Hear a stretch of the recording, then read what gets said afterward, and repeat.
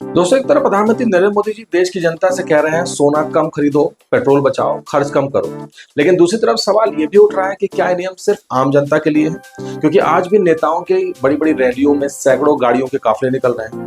चुनावी सभाओं में भारी भीड़ जुटाई जा रही है। हेलीकॉप्टर, सुरक्षा वाहन और लंबा प्रोटोकॉल लगातार चलता जा रहा है। बस फिर क्या, देश की जनता मोदी जी से सीधा सवाल कर रही है और पूछ रही है कि जब देश आर्थिक दबाव में है तो क्या बचत सिर्फ आम आदमी ही करेगा? यही वजह है कि अब सोशल मीडिया पर लोग कह रहे हैं कि सरकार जनता से त्याग की अपील तो कर रही है, लेकिन सत्ता और सिस्टम में उसी स्तर की सादगी और कटौती क्यों नहीं दिखाई देती? दरअसल 10 मई को हैदराबाद में आम जनता को संबोधित करते हुए मोदी जी ने देशवासियों से अपील की कि अगले 1 साल तक गैर जरूरी सोना खरीदने से बचें। उन्होंने सिर्फ सोना न खरीदने की बात नहीं की, बल्कि पेट्रोल डीजल बचाने, वर्क फ्रॉम होम अपनाने, विदेशी यात्राएं कम करने और खर्चों पर कंट्रोल करने की सलाह भी दी। दरअसल दुनिया इस वक्त बहुत बड़े आर्थिक और युद्ध जैसे तनावों से गुजर रहा है। एक तरफ रूस यूक्रेन युद्ध खत्म होने का नाम नहीं ले रहा है, वहीं दूसरी तरफ अमेरिका, ईरान और इजराइल के बीच हालात लगातार खराब होते जा रहे हैं।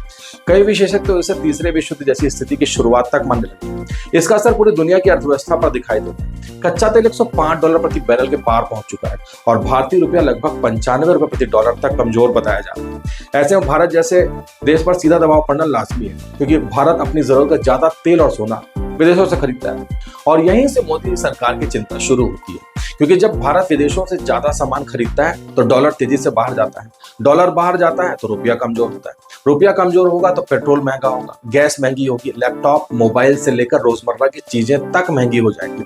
यानी सीधा असर आम जनता की जेब पर पड़ेगा। शायद इसी डर की वजह से मोदी जी अब जनता से कह रहे हैं कि फिलहाल गैर जरूरती खर्च कम कीजिए, ताकि देश का आर्थिक दबाव कम पड़े। भारत अपनी जरूरत का लगभग सारा सोना और तेल विदेशों से खरीदता है, जिसके लिए डॉलर में भुगतान करना पड़ता है। और यही सबसे बड़ी बात है, क्योंकि अगर विदेशी मुद्रा भंडार यानी फॉरेक्स रिजर्व पर ज्यादा दबाव आया तो आने वाले समय में जरूरी चीजों पर आयात करना भी मुश्किल हो सकता है। यही वजह है कि मोदी जी अब सोने का मोह छोड़ने की बात कर रहे हैं, ताकि देश के पास तेल और दवाइयों को खरीदने के लिए डॉलर बचा लें। अब बात करते हैं कि उन्होंने वर्क फ्रॉम होम और ईंधन बचाने की बात क्यों कही। इसका सीधा मतलब है, अगर लोग कम बाहर निकलेंगे, कम गाड़ियां चलेंगी तो पेट्रोल डीजल कम खर्च होगा। जब पेट्रोल कम खर्च होगा तो भारत को विदेशों से कम तेल खरीदना पड़ेगा और इससे देश का डॉलर बचेगा। यानी सरकार अब हर उस चीज को कम करना चाहती है जिससे विदेशी मुद्रा तेजी से बाहर जा रही है। लेकिन अब जनता के मन में सिर्फ आर्थिक सवाल नहीं है, राजनीतिक सवाल भी।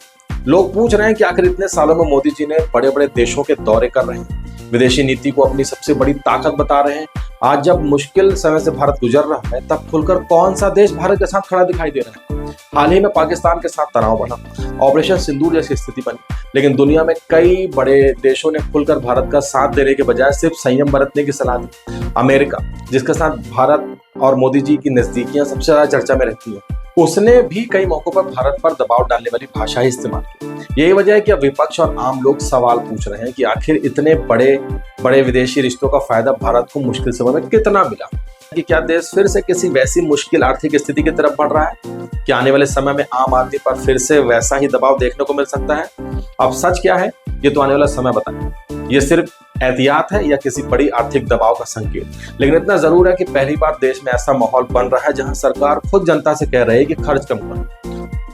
आपके इस मुद्दे पर क्या राय है? क्या सरकार सही समय पर चेतावनी दे रही है या फिर वाकई देश किसी बड़े आर्थिक संकट की तरफ बढ़ रहा है? अपनी राय कमेंट बॉक्स में जरूर बताएं। फिर मिलते हैं नेक्स्ट वीडियो में। जय हिंद, जय भारत, वंदे मातरम।